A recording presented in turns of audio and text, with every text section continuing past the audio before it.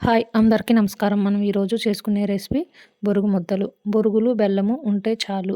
Cup కొలతతో చూపిస్తున్నాను. 3 కప్పుల బొరుగులు స్టవ్ వెలిగించుకొని, స్టవ్ సిమ్‌లో పెట్టుకొని ఏయించుకోవాలి. ఏయించుకుంటూనే ఉండాలి. ఎందుకంటే అవి మాడిపోతాయి. అలా ఏగినాక ఒకసారి ఒకటి పట్టుకొని చూస్తే క్రిస్పీగా వస్తే చాలు. ఒక కప్పు బెల్లము, పావు కప్పు వాటర్ పోసుకొని అలా బెల్లం కరిగితే చాలు. స్టవ్ వెలిగించుకొని బాండీ పెట్టుకొని కరిగించిన బెల్లాన్ని ఒక స్ట్రైనర్ తీసుకొని వడకట్టుకోవాలి. వడకట్టుకున్న తర్వాత కాంతన స్టవ్ సిమ్‌లోనే ఉంచుకొని పాకం వచ్చేదాకా కలుపుతూ ఉండాలి. పాకం వచ్చింది ఒకసారి ఒక గిన్నెలో వాటర్ పోసుకొని చెక్ చేసుకోవాలి. చెక్ చేసుకున్నాక ఆ పాకం గట్టిగా ఉండాలి. గట్టి పాకం రావాలి. గట్టి పాకం వచ్చినాక కొంచెం నెయ్యి వేసుకొని సోడా ఉప్పు వేసుకోవాలి. వేసుకున్నాక తర్వాత మళ్ళీ బొరుగులు వేసుకొని కలుపుకోవాలి. కలుపుకుంటూనే ఉండాలి అంతా కలిసేలాగా.